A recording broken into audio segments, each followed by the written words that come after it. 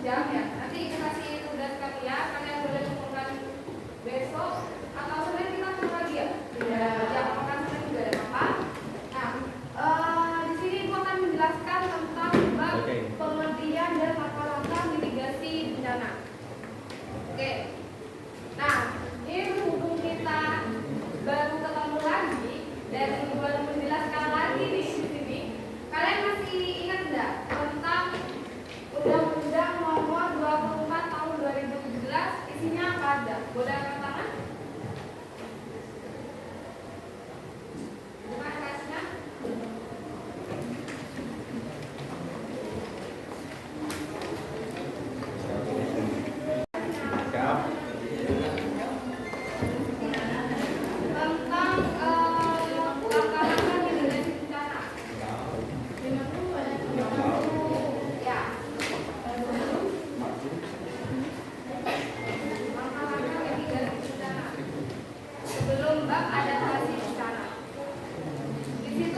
Undang-Undang Nomor 24 Tahun 2017 itu isinya apa?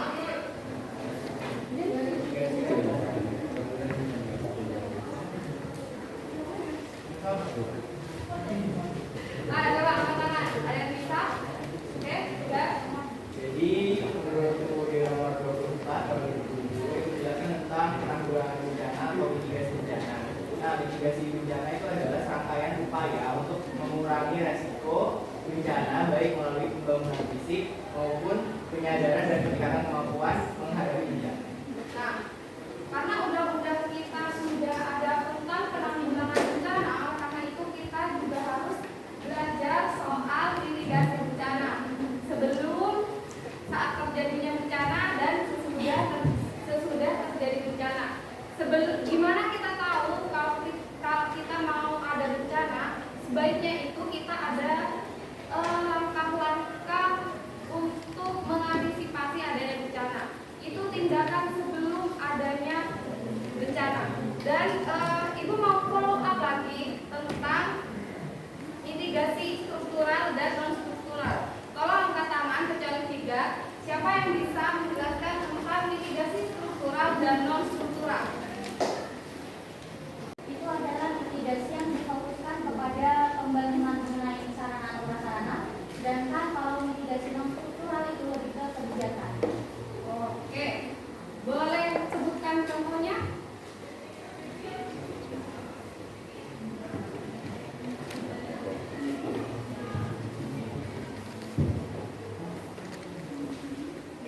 Contoh mitigasi struktural itu contohnya kayak membuat waduk untuk mencegah banjir. Dan kalau yang mitigasi non struktural itu bisa kita membuat undang-undang tentang penanggulangan bencana. Betul banget yang disebutkan Amel. Ya. Itu soal kebijakan-kebijakan pemerintah dan juga mengantisipasi adanya bencana. Kenapa kita perlu mengantisipasi itu juga? Karena kita itu juga perlu melihat potensi adanya bencana juga.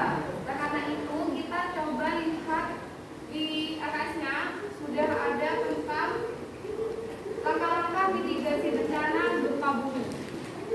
Sebelum terjadinya gempa bumi, itu sebaiknya kita menyiapkan rencana untuk penyelamatan diri apabila gempa bumi itu terjadi.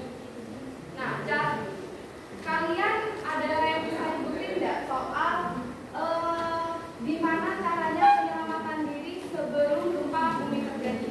Biasanya kalian perlu ingat gempa bumi itu ada ciri-cirinya. Contohnya langit sudah mulai mendung dan juga biasanya langit mulai mendung dan juga biasanya ada sedikit getaran yang membuat kalian gerak pusing rasanya. Walaupun udah ada gerakan dari bumi, biasanya kalian cukup pusing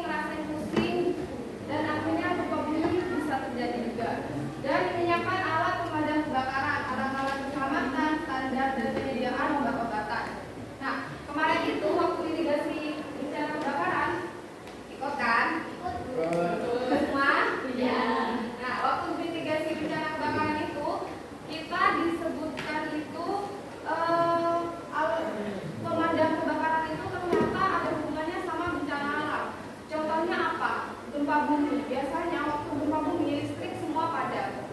Listrik semua padam atau konslet ya biasanya. Nah itu rawan terjadi kebakaran. Konsletnya itu yang membuat kebakaran di rumah-rumah.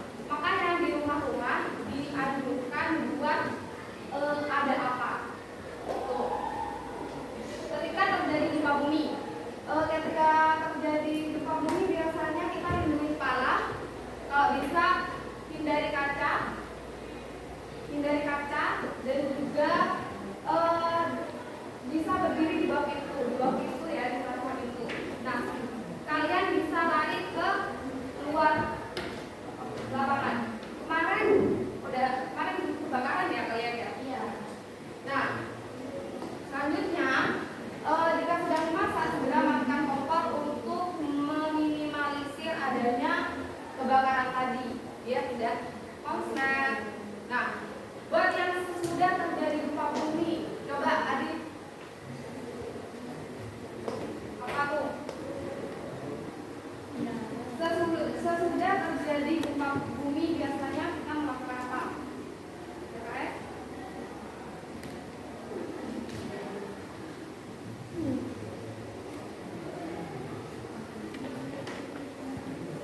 bisa? Ada yang bisa bantu lagi?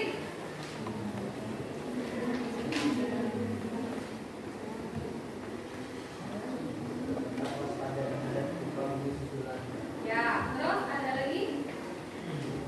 Tetap waspada.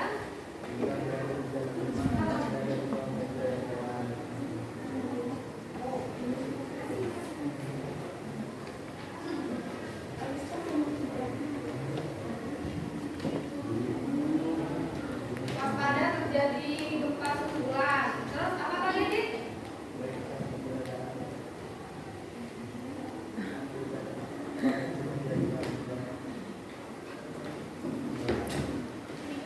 Ya, boleh. Oke, selanjutnya ada langkah-langkah mitigasi bencana gunung meletus. Sebelum terjadinya gunung meletus, mengenai daerah setempat yang dapat dijadikan tempat mengungsi dan memantau menegakkan status gunung api. Sebaiknya, di cowok-cowok biasanya, kalau sudah ada status waspada dari sebuah gunung ya, kalian jangan nekat buat terus naik ke puncak biar kalian mau foto bilang beneran. Oke, kalian terus coba cari di BMKG buat tahu statusnya waspada atau mana ya. Kemarin itu siapa yang sempat tahu soal gunung ruang? Nggak tahu ya? Tahu. Enggak. Kemarin sempat ada letusan dari gunung ruang itu. Letusannya sampai bukan menewaskan, lebih merusakkan satu pulau yang mencakup gunung ruang. Jadi letusannya cukup dahsyat, cuma tidak terjadi gempa bumi. Karena kenapa kita kok tidak ada gempa bumi? Kenapa kita kok tidak terjadi gempa bumi?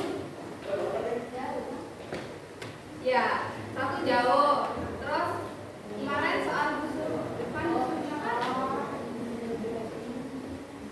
Ada yang ingat soal busur depan dan busur belakang?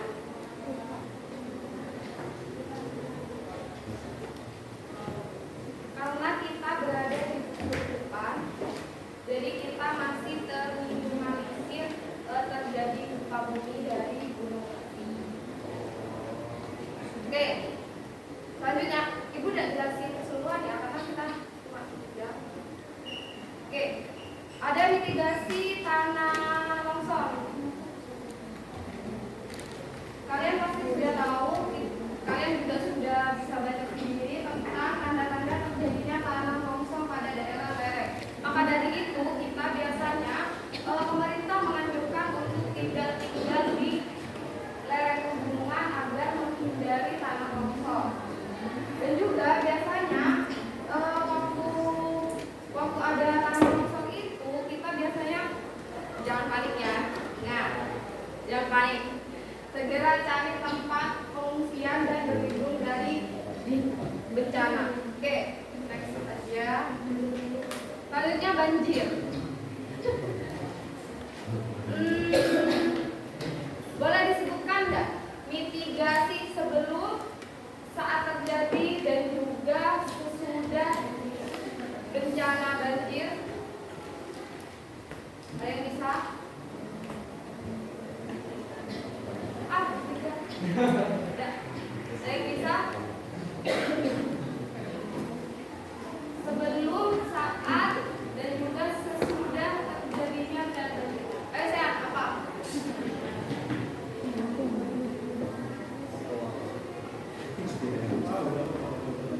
Mitigasi sebelum bencana banjir, mengetahui istilah-istilah peringatan yang berhubungan dengan bahaya banjir seperti siaga 1 sampai dengan siaga 4 dan langkah-langkah apa yang harus dilakukan.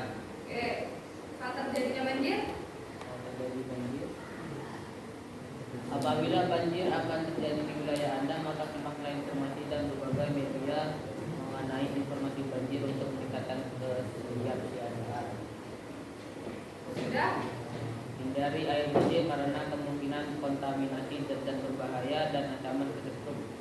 Oke, benar banget. Makasih, Chan. Menurut kalian, apa peraturan yang cocok atau mitigasi non-struktural yang cocok yang diterapkan waktu mitigasi bencana banjir? Yang bisa peraturan yang cocok untuk diterapkan pada bencana banjir? Dilarang membuang sampah, tanaman di sekitar daerah. tanaman di sekitar daerah sungai. Ada lagi? Bisa pindah.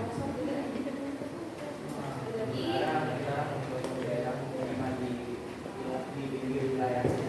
Ya, benar banget. Studi kasusnya bisa di daerah Sumatera ya, di bawah. Bedadung. Terus membuat apa? Waduh. Oke, selanjutnya mitigasi bencana kekeringan. Nah, kekeringan ini biasanya terjadi waktu musim kemarau. Kalian bisa tahu sendiri. Mungkin karena kita berada di Pulau Jawa ya, kita ada di tanah-tanah yang makmur, jadi bersyukur ya. Alhamdulillah. Terus kalian juga tidak pernah merasakan kekurangan air gitu. Sedangkan di daerah-daerah saudara kita mungkin banyak yang merasakan kekeringan waktu di musim kemarau, bahkan sama sekali tidak punya sumber mata air bersih. Biasanya saat bencana air kekeringan ini, kita juga bisa membuat sumur bor. Cuma minusnya biasanya sumur bor itu isinya kotor, jadinya kita butuh filtrasi air. Oke, selanjutnya, nah untuk selanjutnya ada pengerjaan LKPD. Ini yang dimaksud deadline tugasnya udah ya, ada jadi hari ini ya, karena kalian juga mau latihan upacara. Kalian boleh kumpulkan sampai pelajarannya itu di hari Senin. Oke, ada pertanyaan soal mitigasi bencana? Tidak ya? Cukup semua ya? Oke. Kalau gitu ibu langsung bagikan LKPD-nya.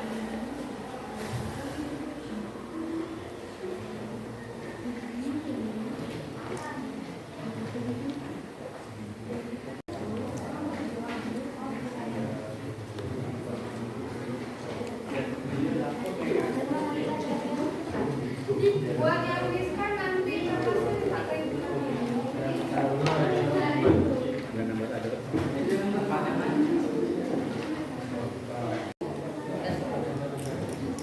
Oke, tugasnya kalian kerjain karena setelah ini kalian latihan upacara, jadi maksimalkan tugasnya. Itu sudah kasih jangka waktu panjang banget.